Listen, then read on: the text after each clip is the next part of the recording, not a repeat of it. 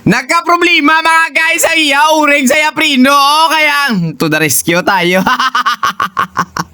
So pinalitan natin mga guys. So pinaliguan yung bailuan ng Yauwel. At ito na ang gwapo ng itsura. Yagay animal.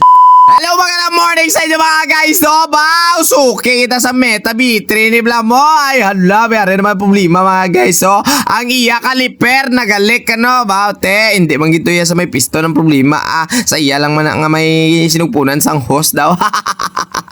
Tapos ang iya kambyada mga guys, nagapalya-palya ka no hambal ni Idol. Ang ginawa natin mga guys, siyempre to the rescue si Maninoy ninyo. Kailangan mo na mga guys maglimpyo tayo ng kanyang kags kadina. Tapos ang bilog nga bike na ugasan ko lang niyo. Kaya na pamatsyag ko gani. Hindi siya fresh. Tapos mga guys, ang iya daw Yakult pang Islanta. And then ang reklamo ni Idol nga ang iya bala nga ano tawag naton gani na. Ang iya nga bagay sa likod o tawag na pag-align sa likod daw na wheelset medyo nag-aalog-alog gamay ti liwaton ta ba. Kapisang idya sa akon basta may kwarta. So ito na nga ni mga guys, no, kailangan muna natin hukso ng opinion sa mga nagtatanong bakit hindi ako gumagamit ng impact drill. Mga guys, hindi ako gumamit kasi nga naka XD drive na basi maglaluso maglabuka. Sas Mario Joseph kamalmaan ka dan sang kags na bilis ang kags na mga guys daw isa naka bike. Pati tudla. Oo mga guys no, sa mga wala pa kabalo, ang iya gali nga group set naka-Sramex X1 na. So alam nyo yung presyo niyan. Hindi na magtanong, lantawa na yun. Ay, ambot na lang gid. So padayo tayo mga guys no. Siyempre nag-align tayo ng kanyang wheelset nga ni kay mega sangit-sangit na dao. Siyempre si Maninoy ninyo medyo turo tanda man ta mag-align dito magambang tadlong kita pa align. Medyo tadlong lang gawa. At syempre mga guys, ito na maglalagay tayo ng Yakult. Tubang likod na mga guys, butangan ta. Para at least hindi na sa maglik ang yahangin. Kay man ang hambal ko gani. Pag wala na gani Yakult, nagasungaw-sungaw na sa pabate. Ay di puta.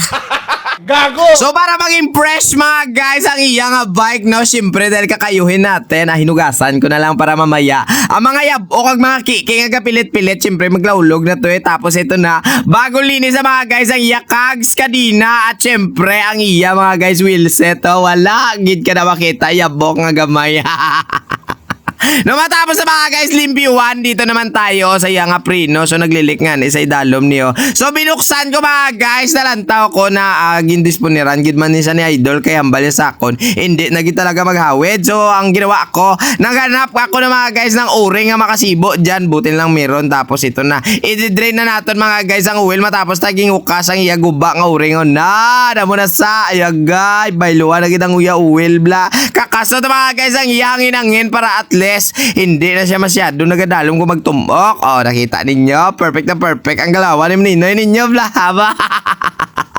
So maraming salamat sa inyo mga guys no. Sana may natutunan naman kayo sa obra ni Maninoy ninyo na. Kaya ang tagiya dugay-dugay ara na check nyo na Yaprino na nagawid gid man sa lantawa ha.